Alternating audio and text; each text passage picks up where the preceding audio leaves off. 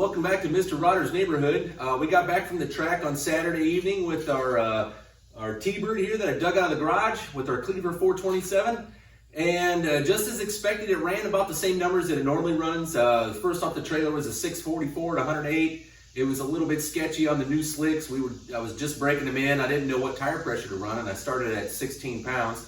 I then thought maybe the burnout was too big that I did, and so my second pass, I ran a 657, and it was about the scariest thing I've done because it literally was all over the track. So I did smaller burnout that time, thinking that the burnout was the issue from the first round, and no, it was that I didn't have the tire pressure down far enough, and doing a weak burnout made the car even sketchier to get down the track. So it did run a 657 at 106, I think. Then the third pass, which was the final pass I did that night, I got it tire pressure down to 12 pounds. I did a pretty good solid burnout, got backed up in the groove, and then it ran a 629 at 108. So that's normally about where it runs at. The track there is uphill, so I'm actually kind of impressed with what I got so far and happy that all it took was a tire pressure adjustment on the car to get it to where it had been running at before. So now that we have the combo kind of ready to go, to get ready for the No Name Nationals, I have something that I had built probably 7 years ago at JBA Speed Shop in San Diego. I'll just introduce them.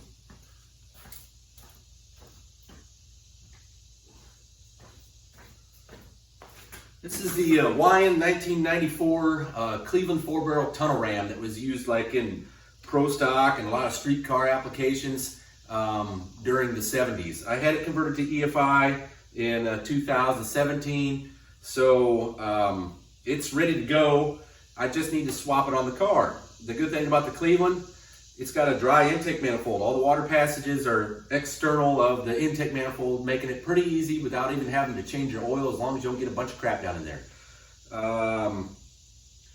So what we're gonna do is I'm gonna swap this intake manifold. I have a couple throttle bodies I picked up at a swap meet that are for fast EFI. They're both 1,000 CFM throttle bodies, and they originally had injectors in them, but I'm gonna plug those off and plug off some of the original sensor ports and stuff like that, so I can continue to use the stuff from my Holley EFI, but I'm just going to use them as a dummy throttle body. So I have 2 throttle bodies up on top of this tunnel ram, and we'll be prepared to go for No Name Nationals and become part of the Tunnel Ram Mafia. So stay tuned, that's what we're going to do today. So before we get started on our tunnel ram swap, we're going to have to take pretty much most of this stuff off of the top that has been on here since essentially I put this single throttle body on it. It does have a single plane intake manifold that's converted to EFI, but I am going to have to take my air tray off, so it won't be functioning with the hood scoop any longer. And I don't even know if this thing's going to clear the hood after we get it on. I am going to have to figure out how to mount the fuel pressure regulator. I don't think it's going to be too complicated, but I'm hoping I have enough line to make it work.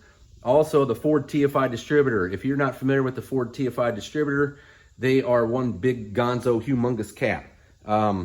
The Weiand 1994, it has the plenum area out to about here, and there's not enough room to run the TFI distributor. So I had to buy an adapter and put a small cap, MSD cap on this TFI distributor to make it work, and I'm hoping it has enough room to clear it. If not, I do own some grinding tools. So we're gonna get started ripping this thing apart. All right, so the first thing I'm gonna take off is this air duct that I had made to work with the hood scoop. Real simple, basic, it just has a nut here on top, and then some hardware to hold it down. So, piece of cake.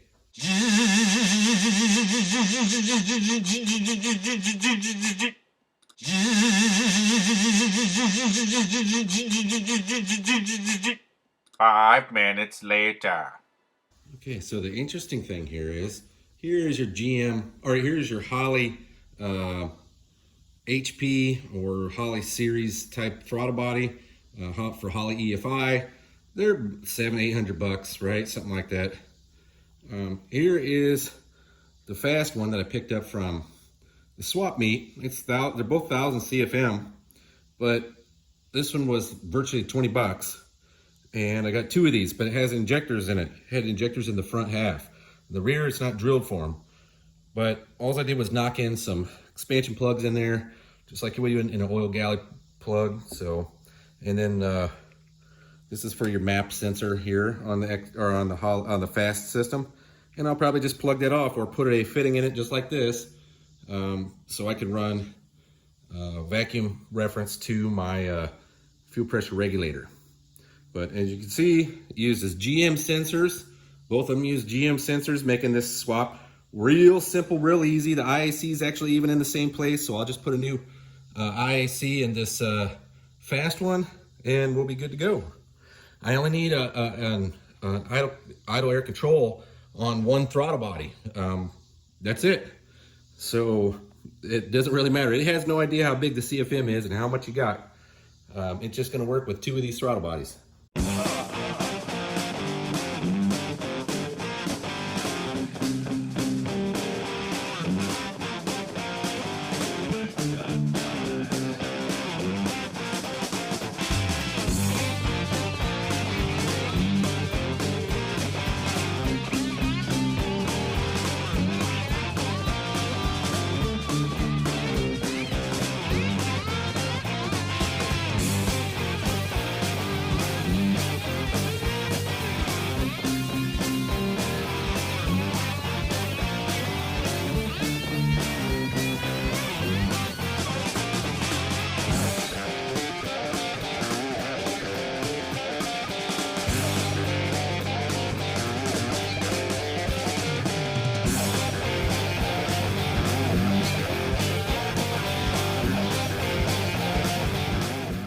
We do have to swap these injectors over to our other intake manifold, so I'm going to pull them out, plus get them out of the way, make the thing a little bit more manageable to control, easier to move around and manipulate.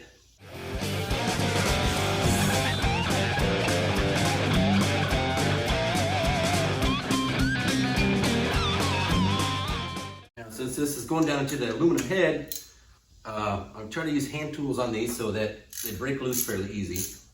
And I don't want to take the threads with me. It's the big one.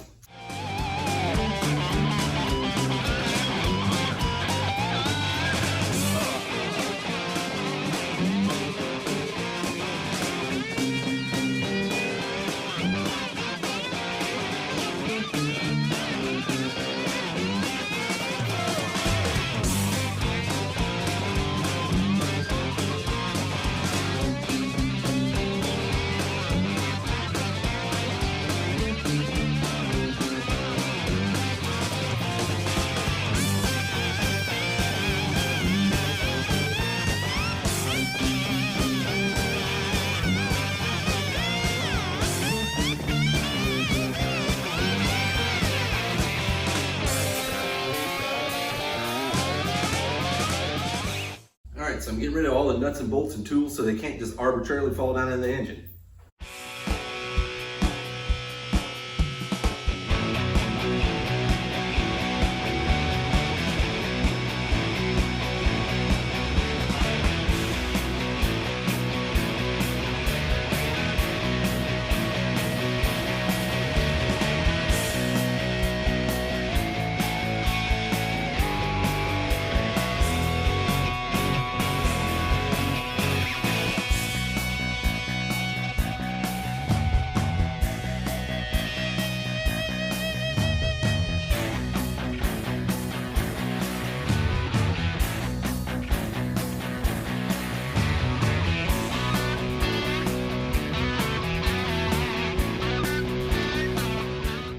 Okay, so we got our intake manifold off here. The Cleveland deck height on the block is 9.2, and this is a 351 Windsor block, so it's got a 9.5 deck height block, which requires these China rail spacers right here and right here in the back, as well as there's spacers on the side of the intake as well that allow it to sit flush the way it's supposed to. Now, one of the spacers, and I thought they were made out of Lexan or something, but it appears that they're made out of like some kind of paper material. And I'll have to call and see if I can get a set of spacers so we can put this back together. But it literally had like 4 intake manifold gaskets and spacers and the whole 9 yards to make it work. And I think I'm going to try to cut it down to just 1 gasket on either side of the spacer, and that's that. So you just build the spacer with a gasket on both sides, and you sandwich together with RTV, and then you can use it as a gasket. Like, you literally just put it on as one piece, and that way it's not sliding all over the place and making a mess. You just kind of put it in one place and clamp it together, let it dry, and then put it back together. So that's what I'm gonna have to do here. I'm gonna cover it up for the day, see if I can find some spacers. Maybe I'll clean some of that RTV off. But here's something I did find that's interesting. All right. Well, there's quite a bit of material left in there when you're looking at the gasket size, which the gasket is sized to the head, and the intake manifold. I think I have a little bit left on the table there.